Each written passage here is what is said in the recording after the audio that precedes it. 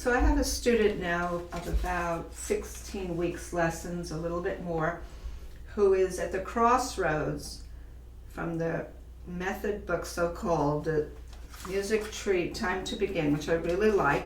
It's a very nice gradual floating note up and down, giving a sense of skips and steps, and then going to the partial staff and learning about thirds, fourths, and fifths. It's very good. And you can only effectively use this any kind of method book if you have journeys away from the strictness of the method book, the text. You have to go in different directions, be creative. And so that's what we have done. But we are now at the point, probably a lesson or two away, from making the change from what's called the so-called method book primer to repertoire-based learning. And that's what I believe in.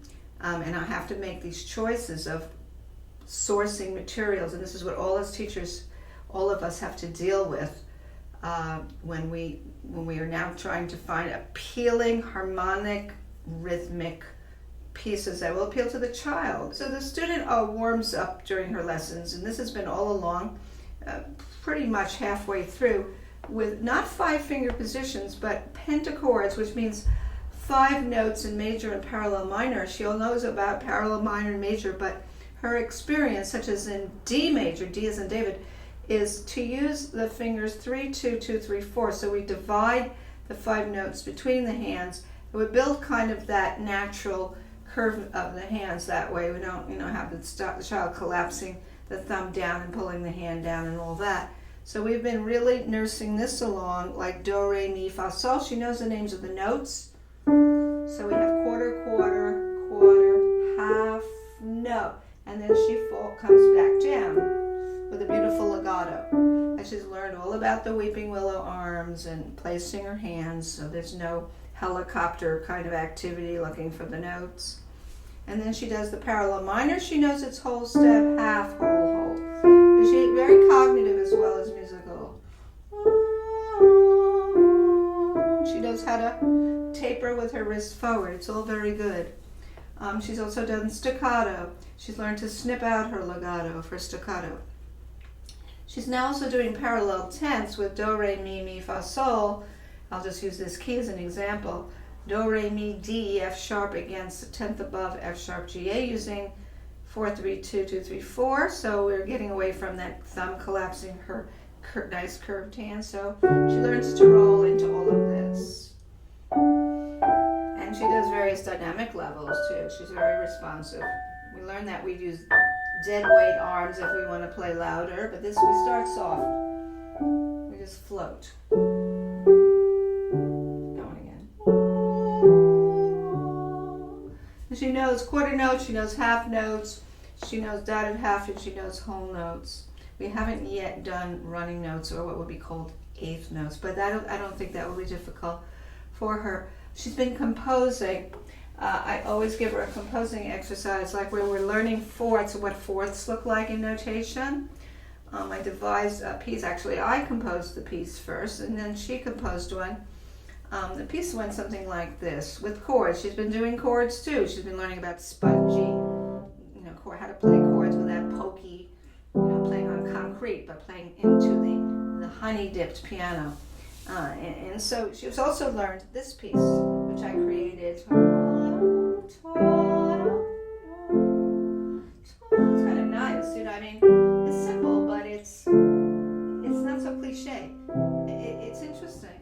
And then she's learned about inverted counterpoint. I've not used that word, but I said now we can flip the melody into the bass, and we can put the chords on top. So she's learning quite sophisticated things, but in simple terms. So she'll do this. So the wrist forward.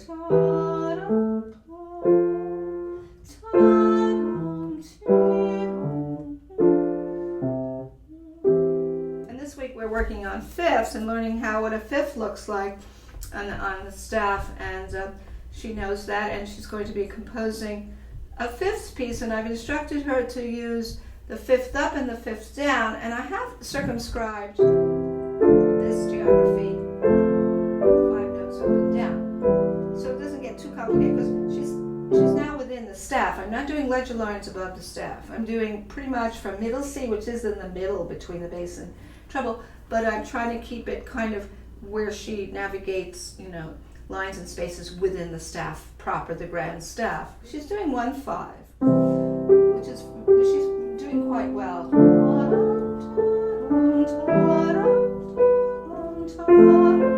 She can do it, anything she wants, she can do backwards and forwards.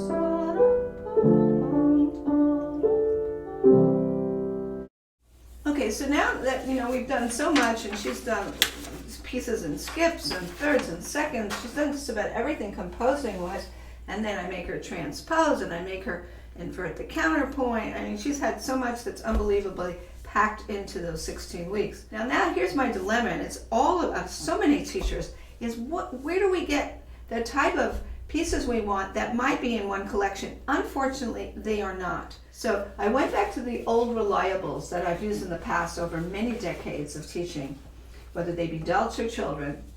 And I picked this first melody, which would be really lovely. This is Kabalevsky. Kabalevsky is fantastic for that transition. Early Kabalevsky. You don't want to get into clowns, the more complicated Kabalevsky, where you're dealing with multi-rhythms, polyrhythms, whatever. You want to get something to start with the quarter notes and the half notes and the whole notes, whatever, and the dotted half, that has some musical value. What I see in Opus 39 children's pieces in the very beginning is melody, and I see whoever the editor was or could have been Kabalevsky, I don't know, put 3 on this first note, and that kind of is a position I don't want the student for this piece to have. So I'm moving 4 over here so that the melody would be this.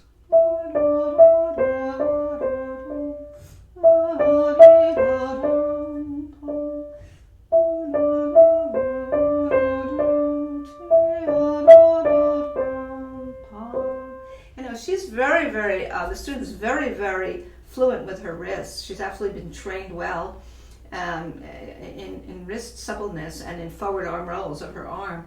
So this would be wonderful for the phrasing, for groups of notes, learning how to phrase groups of notes, which she's very familiar with. The left hand, of course, this is scored for 2 treble clefs. So the left hand is, see how you use your wrist to go forward.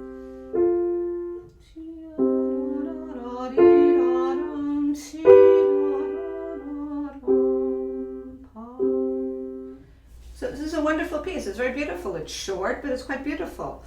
And this is what I want. I want something the student will like to play.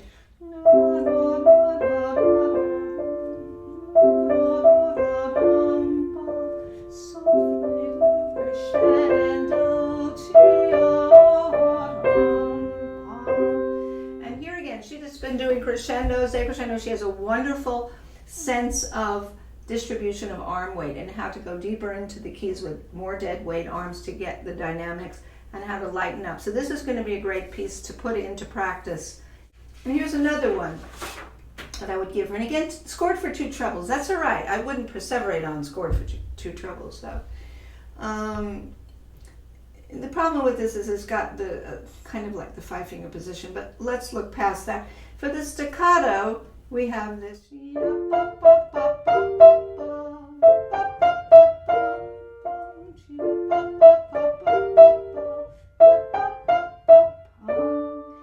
That's very beautiful. I mean, it gives her the the staccato in contrast to the legato exercise. So I'm looking at the Kabalevsky to see if there's anything else that.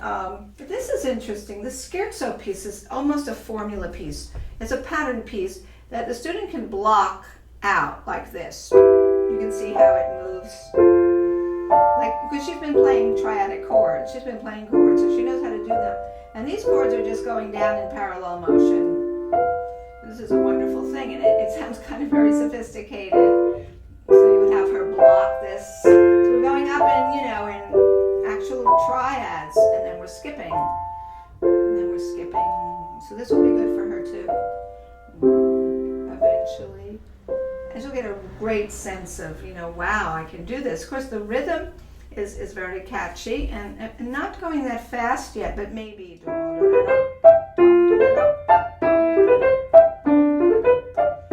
She can do this, I'm sure.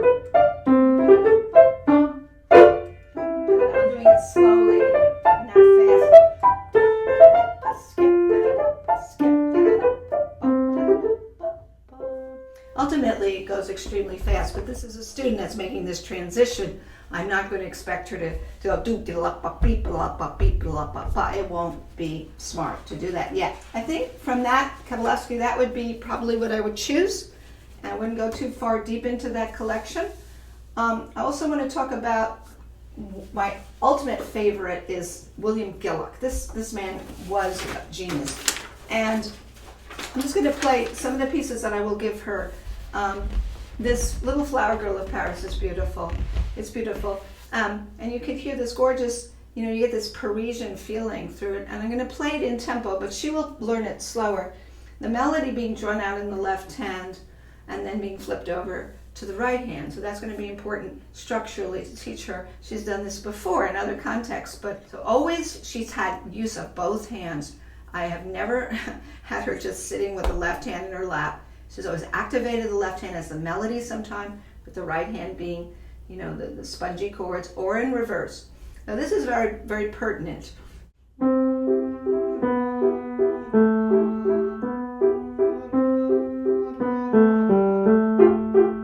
for balance.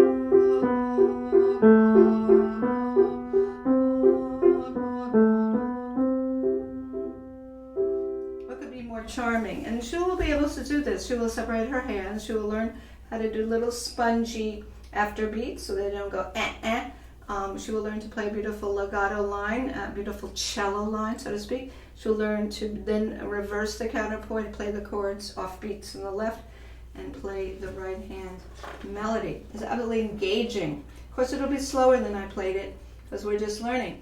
This is a very beautiful one. Does this have a page turn now? Starts on a summer night. Now here it will use the eighth notes too. She will learn eighth notes very quickly. She will know that 2 eighth notes are 2 quarters and they're twice as quick as quarter notes. But this is very beautiful. Stars on a summer night. It's really gorgeous.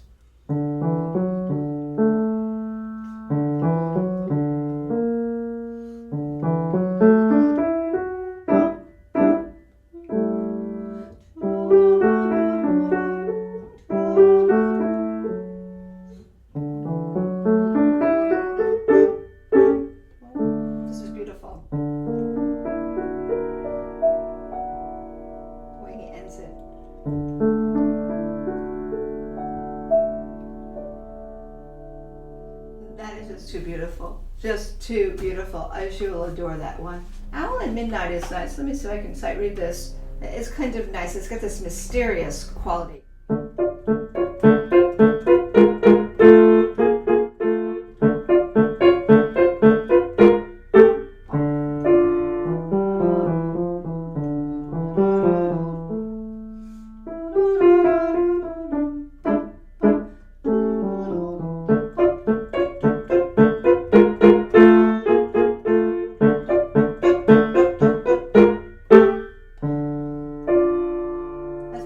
Of course, she'll play that slower. I won't ask her to play it quick.